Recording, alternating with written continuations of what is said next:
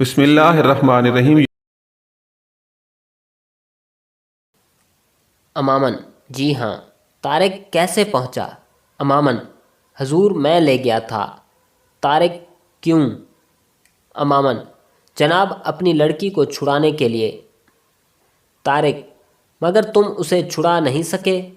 امامن: چھڑا تو لیا تھا، پر جب ہم خیمے سے نکلے تو تدمیر 50-60 آدمیوں کے ساتھ وہاں پہنچ گیا اور اس مسلمان لڑکے سے لڑنے لگ گیا جسے میں ساتھ لے گیا تھا۔ اب طارق گھبرا گئے اور انہوں نے کہا، اللہ، ایک مسلمان 50-60 عیسائیوں سے لڑ رہا ہے، اس کی حفاظت کرنا اللہ۔ وہ فوراً ان مسلمانوں سے مخاطب ہوئے جو اس کے ارد گرد باتیں سن رہے تھے۔ انہوں نے کہا، دلیرو، جلدی کرو، اپنے بھائی کی مدد کرو جا کر۔ یہ کہتے ہی وہ عیسائی خیموں کی طرف بھاگے۔ امامن بھی دوڑا اور مسلمان بھی لپکے۔ مسلمان تو دوڑ کر آگے طارق کے ساتھ مل گئے۔ امامن چونکہ بوڑھا تھا، وہ قدرے تیز نہیں چل سکتا تھا، اس لیے وہ تھوڑا پیچھے رہ گیا۔ طارق اور اس کے ساتھ 500-600 مسلمان دوڑ کر عیسائیوں کے خیموں میں داخل ہو گئے۔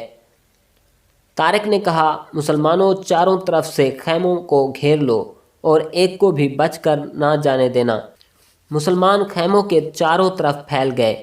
طارق 15-20 لوگوں کو ساتھ لے کر ہر خیمے میں دیکھ رہا تھا۔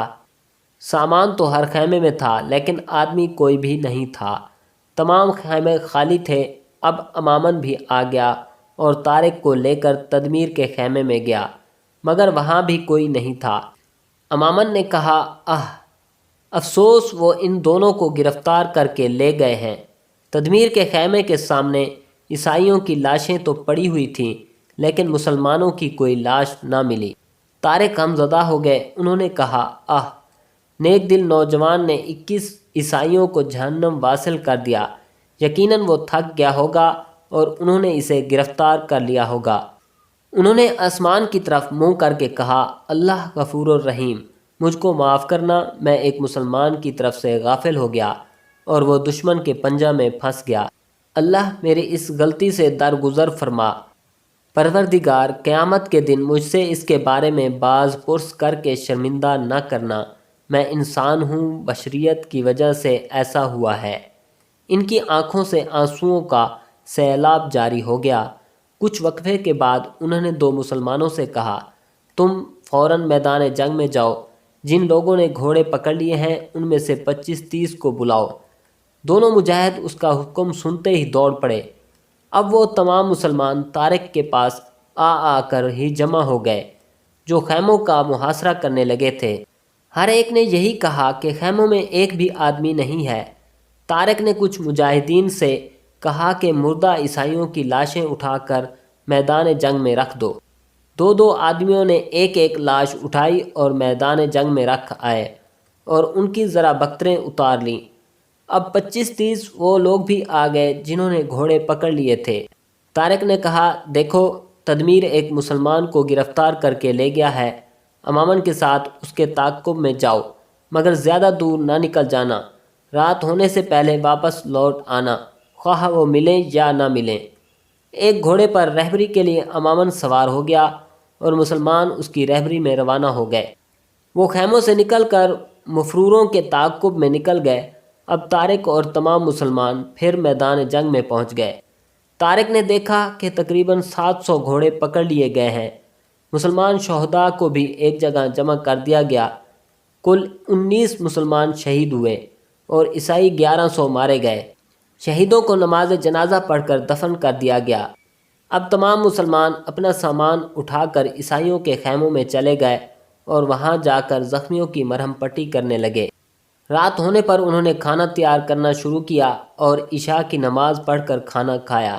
جب وہ کھانا کھا چکے تو اس وقت تدمیر کا پیچھا کرنے والوں نے بتایا کہ ان کا کچھ پتہ نہیں چلا۔ طارق اور تمام مجاہدین اسلام کو بہت غم فکر ہوا اور افسوس ہوا۔ اب چونکہ رات ہو چکی تھی، اس لیے اب کچھ نہیں کیا جا سکتا تھا، اس لیے سب طوعاً کراہ کر چپ ہو گئے اور بے صبری سے صبح کا انتظار تھا۔ عیسائیوں نے شیران اسلام کا مقدور بھر مقابلہ کیا۔ لیکن ان کی تمام کوششیں اور محنت رائے گاں گئی، نیز ان کی کافی تعداد نظر اجل ہو گئی، اور جو بچ گئے ان پر ایسی ہیبت طاری ہوئی اور مسلمانوں کا ایسا رعب و خوف بیٹھ گیا کہ جس جس طرف منہ اٹھا اور جس جس طرف جگہ ملی بھاگ کھڑا ہوا۔ مسلمان پیدل تھے اور وہ سوار مسلمانوں کے پاس ہتھیار بھی پورے نہ تھے، اور ان میں سے ہر ایک کے پاس جملہ ہتھیار موجود تھے، مگر اس بے سر و سامانی کے باوجود مسلمان نہایت بے جگری سے سرفروشانہ لڑے، اور عیسائی بہت بری طرح شکست کھا کر پسپا ہوئے، اور مسلمانوں نے پیدل ہونے کے باوجود سواروں کا بہت دور تک تعاقب کیا۔ اس وجہ سے ان کی اور بھی دھاک بیٹھ گئی اور کسی کو واپس مڑ کر دیکھنے کی بھی جرت نہیں ہوئی۔ عیسائی بھاگے اور نہایت بری طرح سے بھاگے۔